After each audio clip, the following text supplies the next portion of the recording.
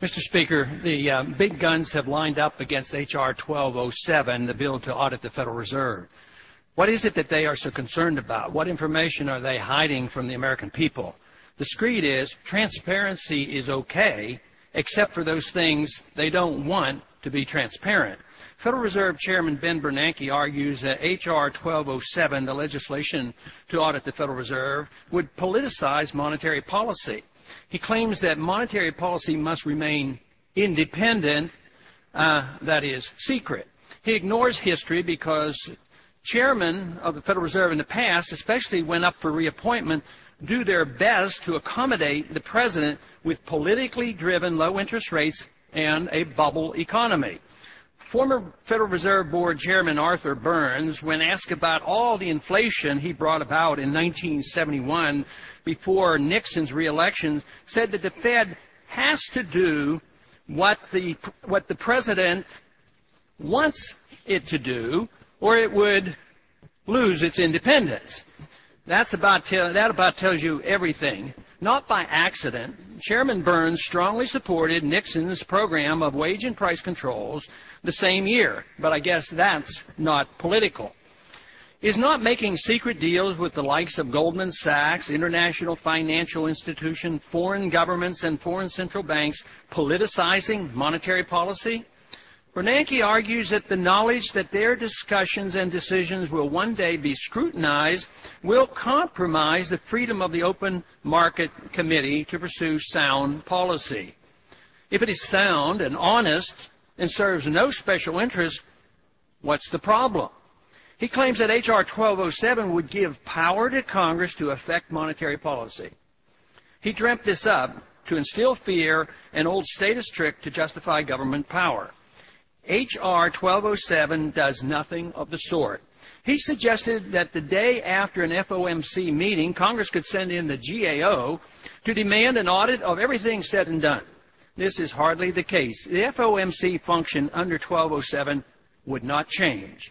The detailed transcripts of the FOMC meetings are released every 5 years, so why would this be so different, and what is it that they don't want the American people to know? Is there something about the transcripts that need to be kept secret, or are the transcripts actually not verbatim? Fed sycophants argue that an audit would destroy the financial market's faith in the Fed.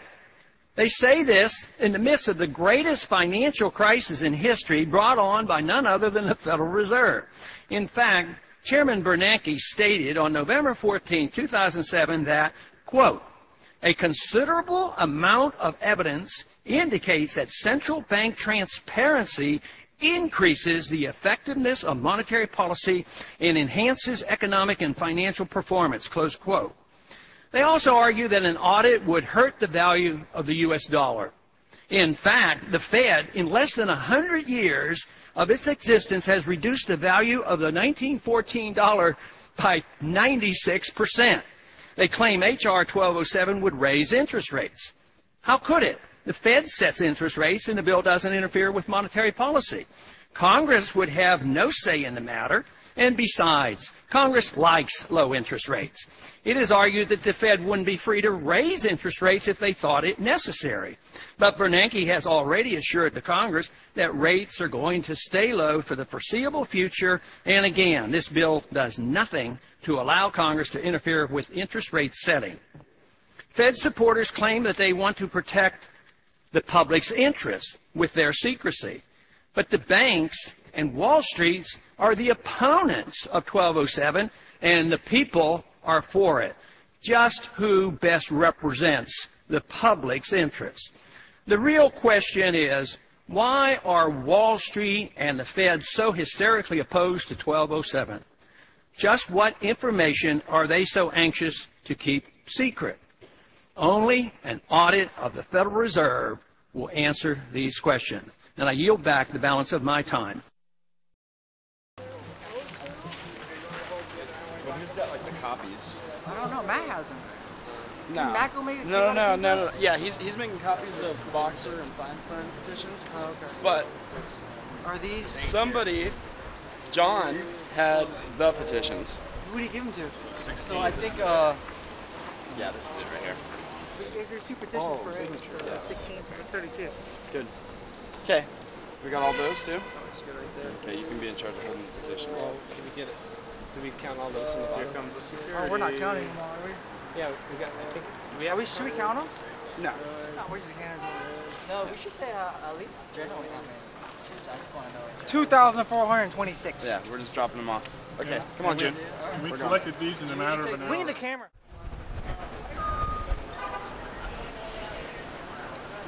Well, the truth is there is one.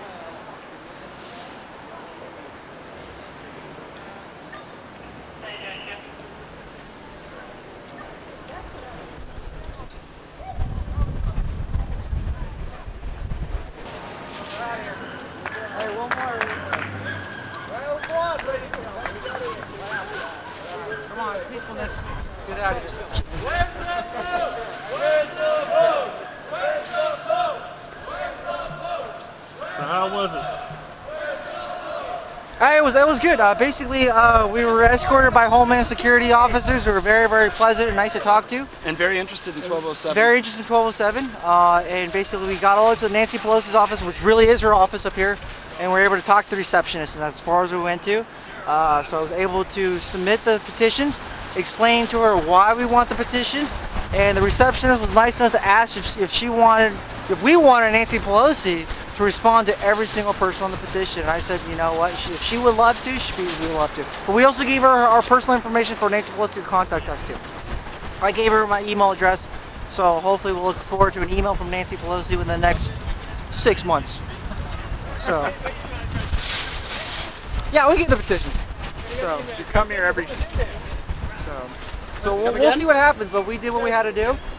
The Homeland Security folks are very nice to us, so I'd like to see if we can return that in favor and just leave quietly. All right. Let's get out of here. All right. What are you doing? Was Nancy Pelosi in there, or was it a robot? I'm not sure.